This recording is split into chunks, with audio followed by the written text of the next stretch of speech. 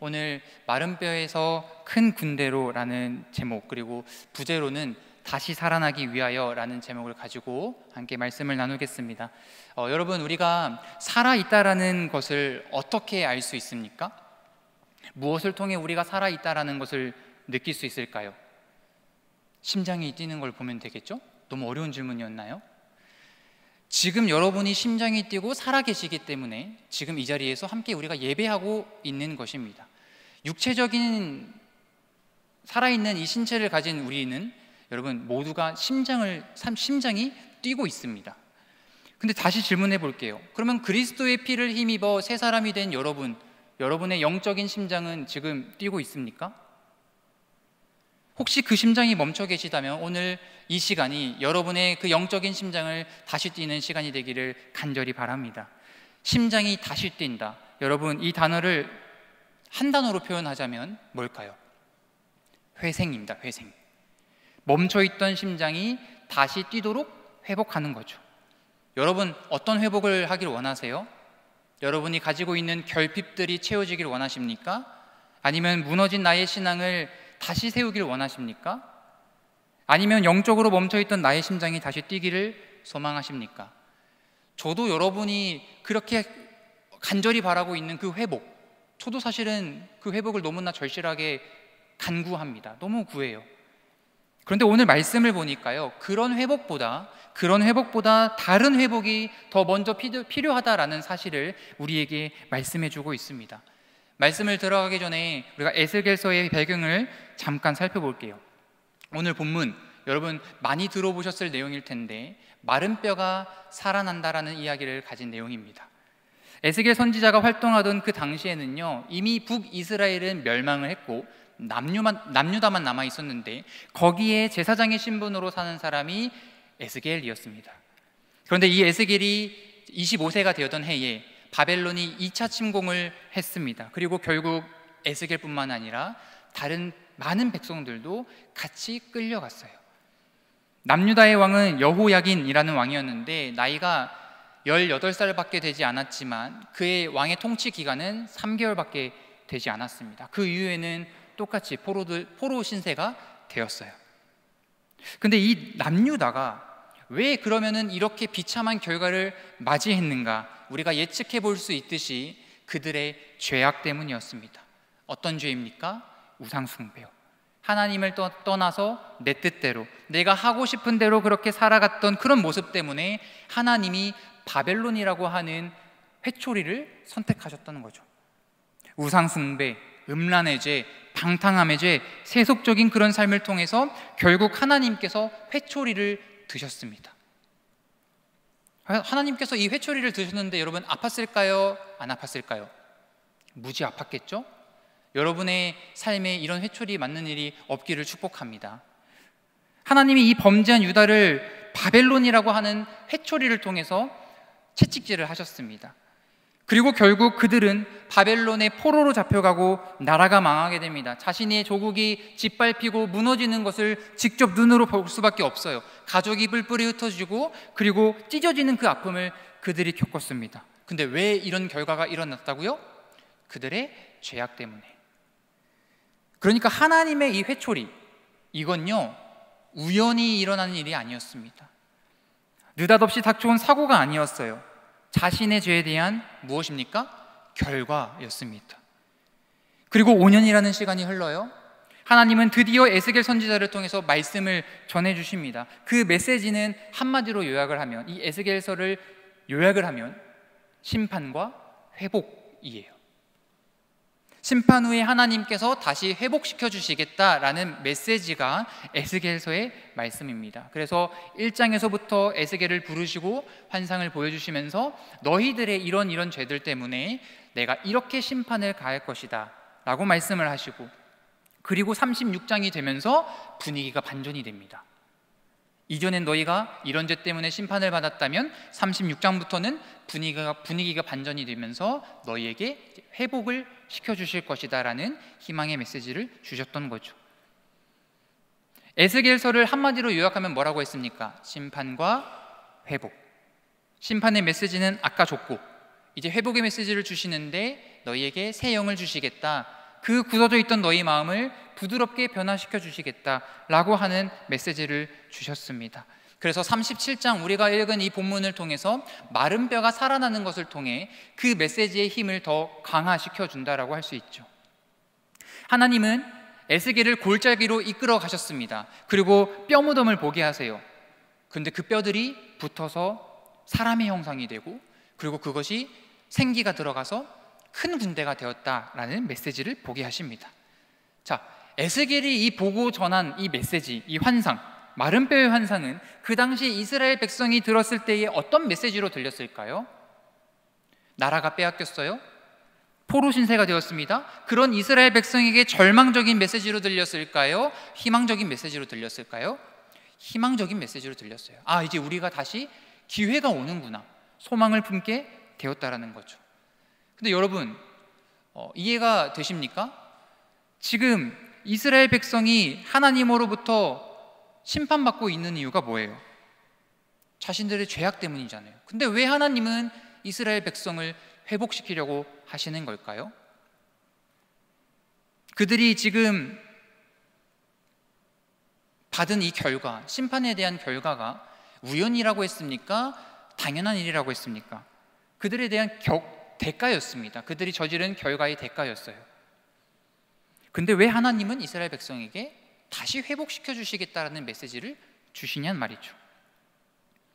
사실은 이 이스라엘 백성이 저지른 이 죄는 회초리를 한 대 때리는 것만이 아니라 계속 말을 들을 때까지 사실 때려야 맞을 텐데, 왜 하나님은 이들에게 은혜를 베풀어 주시냐는 말이죠. 불쌍해서일까요? 사랑의 하나님이라서요? 우리가 이 질문에 답을 찾으려고 한다면요, 우리는 우리의 입장이 아니라 하나님의 입장에서 이 말씀을 살펴봐야 됩니다. 우리가 말씀 한번 찾아볼게요. 에스겔 36장 22절의 말씀입니다. 읽어봅시다. 시작. 그러므로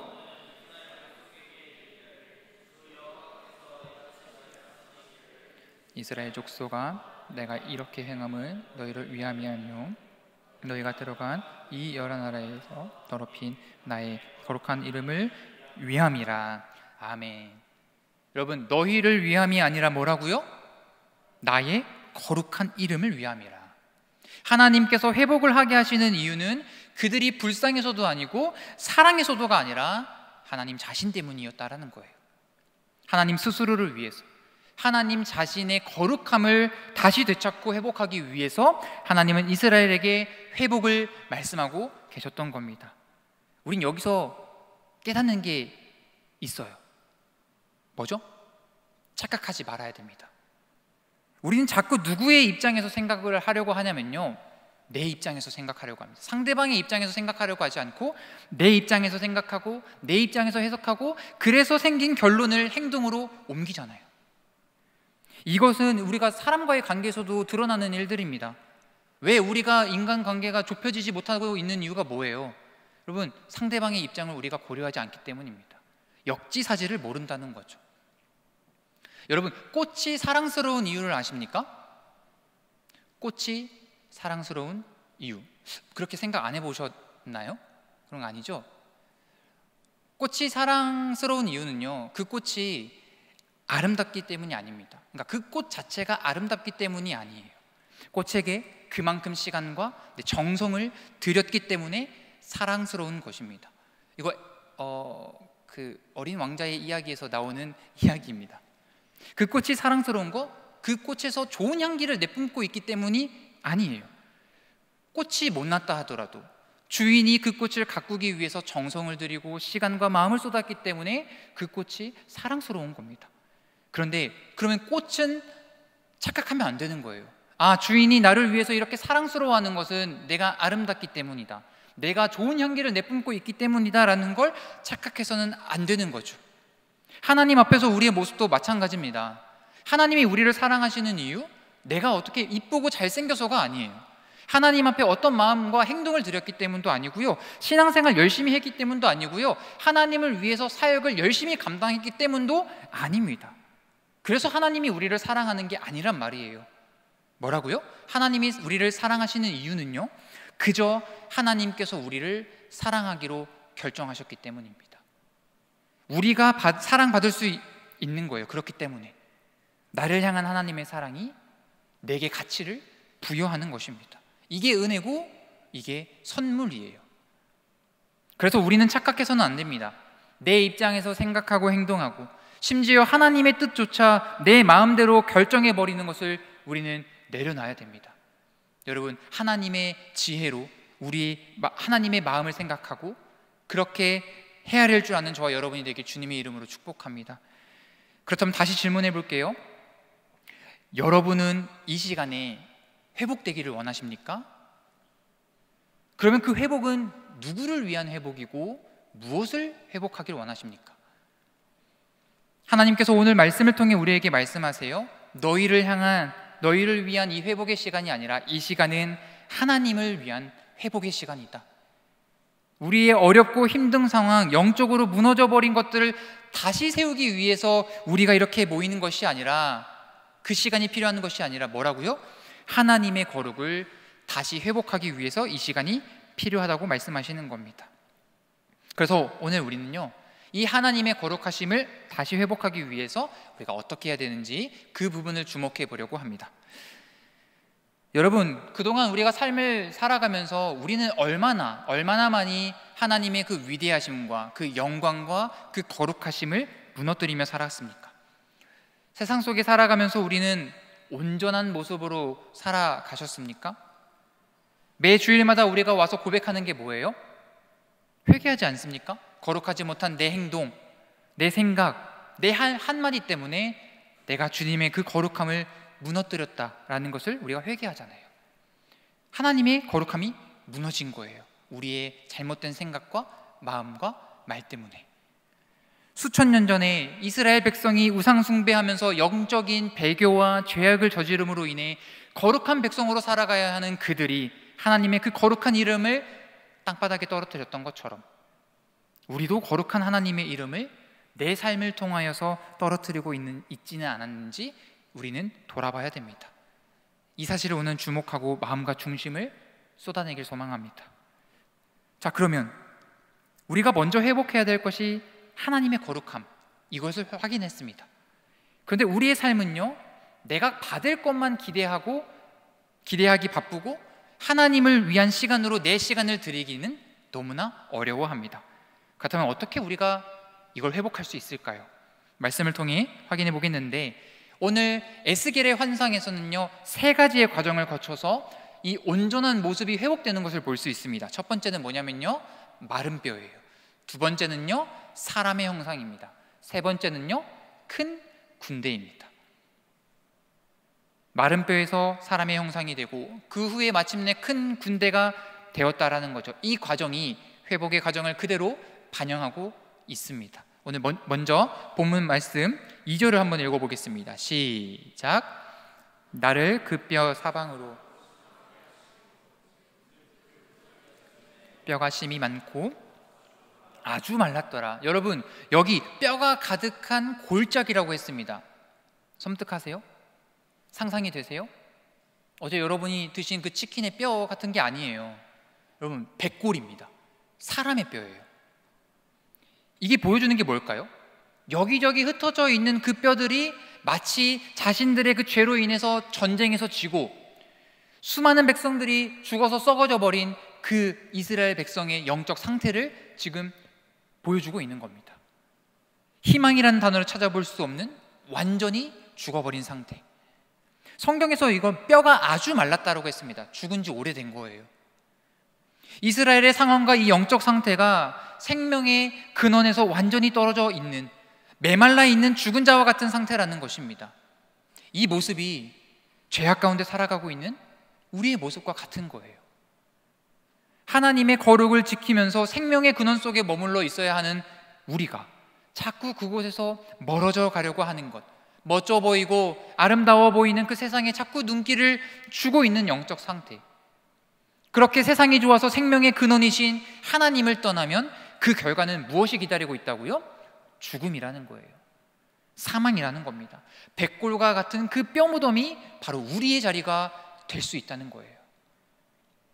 혹시 우리의 삶과 영적인 상태는 어떻습니까?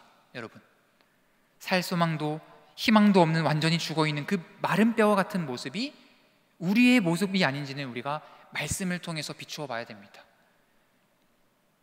그런데 이 마른 뼈들에게 지금 놀라운 변화가 일어납니다.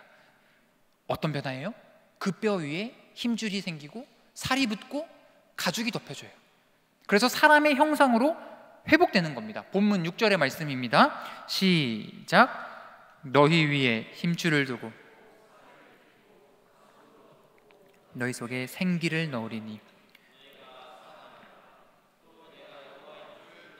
알리라 하셨다 하라. 자, 힘줄을 두고 살을 입히고 가죽이 덮여지는 이 일, 여러분, 사람의 형상으로 다시 빚어지는 이 장면, 창세기에서 하나님이 사람을 창조하실 때 흙으로 사람을 만드시는 이 장면과 여러분 오버랩되지 않습니까? 마른 뼈와 같은 죽은 자들이 사람의 모습으로 변화되는 것은 창세기에서 지금 하나님이 인간을 지으실 때 누구의 형상을 따라 만드는 모습과 같습니까?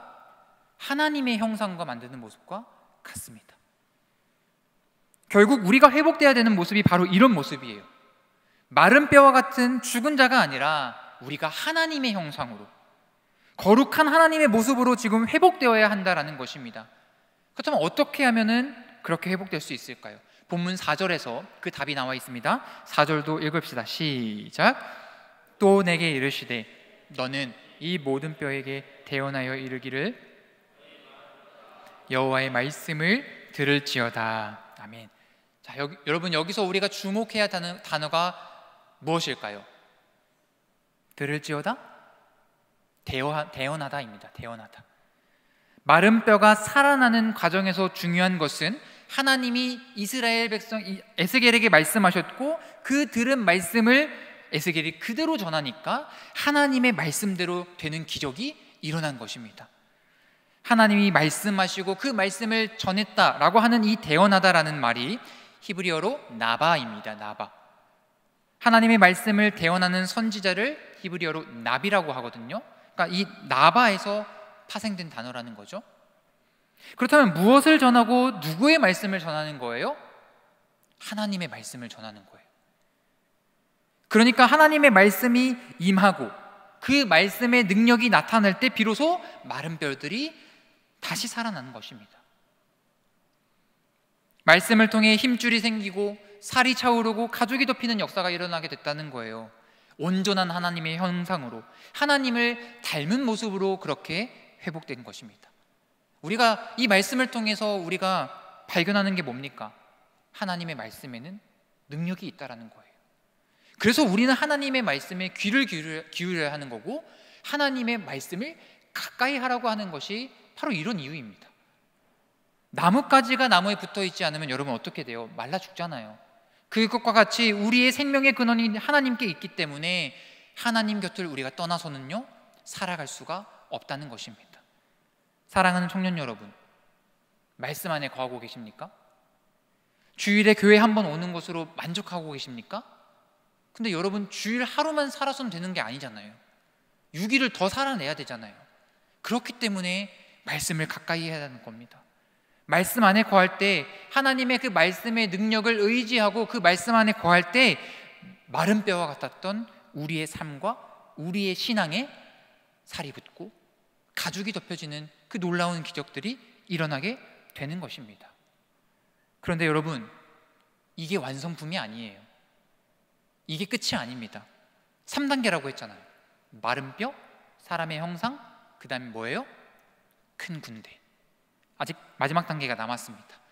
하나님의 형상을 닮은 사람의 모습으로 회복되었다 할지라도 아직 그것이 완성품이 아니라는 거예요. 그 속에 뭐가 없기 때문에? 생기, 호흡이 없기 때문에. 본문 8절의 말씀 같이 읽어봅시다. 시작. 내가 또 보니 가죽이 덮이나 그 속에는 생기는 없더라. 생기가 없더라. 호흡이 없는 겁니다. 숨을 쉬고 있지 않다라는 겁니다. 여러분, 제가 여기서 갑자기 딱 숨이 멎고 쓰러졌어요. 여러분 어떻게 하실 거예요? 어떻게 하실 거예요? 왜 대답이 없죠? 진짜 가만히 있으시는 거 아니죠? 뭐 우리 목사님 수련회 지금 준비 때문에 피곤하시는가 보다, 내버려 둬야겠다, 이러지 않잖아요. 여러분, 이거 응급 상황이잖아요. 숨이 멎고 쓰러졌다라는 것, 응급 상황이잖아요. CPR을 하죠. 심폐소생술. 정말 중요한 건데, 이게 중요한 구조법인데, 심폐소생술을 하기 전에 가장 먼저 확인하는 게 뭡니까? 호흡이에요. 의식은 기본이고요. 심폐소생술을 하려면요, 호흡이 있는지 확인을 해야 됩니다. 여러분, 사람이 심정지가 오고 이 골든타임이라는 것이 있는데 4분 안에 호흡을 돌아오지 못하게 하면요, 이제 뇌세포가 죽어가고 그 사람은 뇌사 상태가 되어서 결국에는 목숨을 잃는 위험이 있다라고 합니다. 여러분, 근데 사람이 호흡 없이 살 수 있습니까? 훈련을 어느 정도 받으면은 한 몇 분? 10분 이상은 할 수 있는 그런 훈련도 있기는 하더라고요. 그런데 1년 동안 호흡이 없다라는 건 뭐예요? 죽은 거죠. 이미 죽어서 썩고 있는 거죠. 다시 마른 뼈와 같은 모습으로 돌아가게 되는 겁니다. 우리가 하나님의 말씀의 능력을 의지하고 그 말씀 안에 거하고 살아간다 할지라도 우리 안에 호흡이 없으면 그것은 그냥 경건의 모양만 유지할 뿐, 시간이 지나면 다시 마른 뼈의 모습으로 돌아가는 거예요. 그런데 우리는요, 너무 잘 압니다. 하나님의 말씀이 아무리 능력이 있다 할지라도 우리에게는 그 안에서 계속 호흡하고 살아갈 능력과 의지가 없다는 사실을 압니다. 맞죠? 말씀 안에서 거하고 말씀대로 살아보려고 그렇게 애쓰지 않는 사람 여기 없잖아요. 다 애써 보셨잖아요. 큐티 하려고 작정해도요, 작심삼일되고요, 핑계거리가 보이고요, 그렇게 계속 우리는 상황이 생기지 않습니까? 우리가 아무리 하려고 노력해도요, 내 의지대로 안 되는 거예요. 계속 마른 뼈의 모습으로 돌아가려고 합니다. 그래서 우리에게 필요한 게 뭐냐면요, 호흡이 필요한 거예요. 호흡이 뭐예요? 본문 9절의 말씀 읽어볼까요? 시작. 또 내게 이르시되 인자야,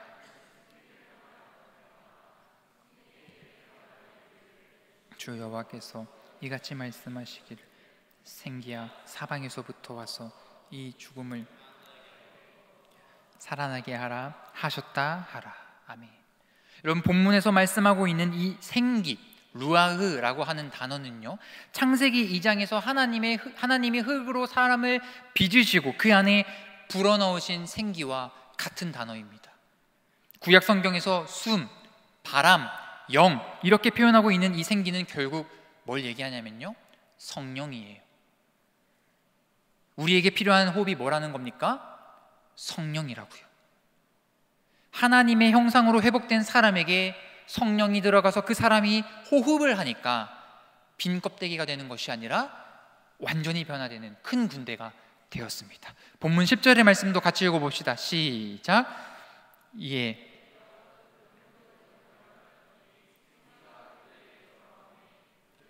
살아나서 일어나 서는데 극히 큰 군대더라. 아멘.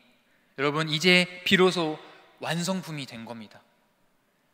미완성품에서 이 성령을 통한 호흡이 이루어지니까 큰 군대가 되었다는 거예요. 전쟁에서 나가 용감하게 싸울 군인, 이 군대가 바로 하나님의 군대입니다. 빈 껍데기가 아니라 하나님의 영광을 위해서 싸우고 하나님의 거룩하심을 회복하기 위해서 싸우는 하나님의 군대, 우리가 회복해야 할 모습이 바로 이 모습이에요. 결국 우리가 이 에스겔 환상을 통해서 내린 결론은요, 하나님은 자신의 거룩함을 회복하기 위해서 말씀을 통해 마른 뼈가 하나님을 닮은 사람의 형상이 되게 하시고 성령으로 호흡하게 하셔서 마침내 하나님의 완전한 군대가 되게 하시는 그 하나님의 은혜를 보여주고 있는 것입니다. 우리를 하나님을 떠나서 그 죄 가운데에 쓰러지고 패배한 죽은 자와 같은 그 마른 뼈가 아니라 하나님의 영광과 거룩하심을 위해 용감하게 싸워나가는 하나님의 군대, 그래서 마침내 승리를 경험하는 군대로 회복시킨다라는 말씀이 오늘의 말씀입니다. 그 회복의 그 열쇠가 뭐라고요? 성령이라고요. 성령이 임하시고 전인격적으로 우리를 이끄시고 호흡하게 하실 때 비로소 우리는 하나님의 군대로 살아가게 되는 것입니다. 우리는 성령을 소멸하는 존재가 아니라 성령으로 충만해지는 존재입니다. 그 호흡을 멈추면 우리는 다시 처음으로 돌아가게 되는 거예요. 자, 그러면 성령이 우리에게 필요하다라고 하는 그 원리는 우리가 이제 알았습니다. 그러면 이제 어떻게 우리 삶에 적용할 수 있을까요? 성령 충만해지기 위해서 지속적으로 우리가 호흡하기 위해서 우리가 어떻게 해야 됩니까? 사도행전 1장 4절의 말씀 읽어봅시다. 시작. 사도와 함께 모이사. 사도행전 1장 4절의 말씀인데요, 제가 읽어드릴게요. 사도와 함께 모이사 그들에게 분부하여 이르시되 예루살렘을 떠나지 말고 내게서 들은 바 아버지께서 약속하신 것을 기다리라. 여러분, 떠나지 말고 기다리라고 했습니다. 예수님이 십자가에서 죽으시고 다시 부활하신 다음에 제자들에게 나타나셔서 하신 말씀이에요. 예루살렘 떠나지 말고 기다려라. 여기서 우리는 떠나지 말라의 그 떠나다라는 말에 주목하려고 합니다. 떠나다, 헬라어로 코리조라고 하는데 갈라서다, 끊어내다 라는 의미를 가지고 있습니다. 뒤도 돌아오지 말고 완전히 마음을 정리한 거예요. 미련을 남기지 않고 완전히 결단을 내린 상태가 바로 코리조라는 단어입니다. 로마서 8장의 말씀에서도 사도 바울이 이렇게 말씀하잖아요. 누가 우리를 그리스도의 사랑에서 끊으리요? 여기서 끊다, 바로 코리조라는 단어를 사용했습니다. 어떤 외부적인 요인에도 변하거나 영향을 받지 않는 상태. 그래서 예수님이 제자들에게 예루살렘 떠나지 말고 기다리라고 하신 말씀도요, 어떤 상황에서도, 어떤 환경 속에서도 너희가 흔들리지 마라. 뿌리 깊은 나무처럼 견고하게 그 상황과 환경을 지키고 있어라. 그 중심을 지키고 약속을 기다리라고 하는 것이 바로 예수님의 의도였습니다. 그런데 사람이 가장 지키기 어려운 게 뭐예요? 마음이잖아요. 내 마음 하나 지키지 못해서 우리 계속 예루살렘 떠나려고 하잖아요. 그럼에도 우리가 떠나지 말고 자리를 지켜야 한다는 겁니다. 예루살렘을 떠나지 않아야 된다는 거예요. 여러분, 예루살렘이 무엇입니까? 영적인 중심지예요. 예루살렘에 뭐가 있어요? 성전이 있습니다. 성전이 뭐 하는 곳이에요? 예배드리고 하나님이 임재하는 곳입니다.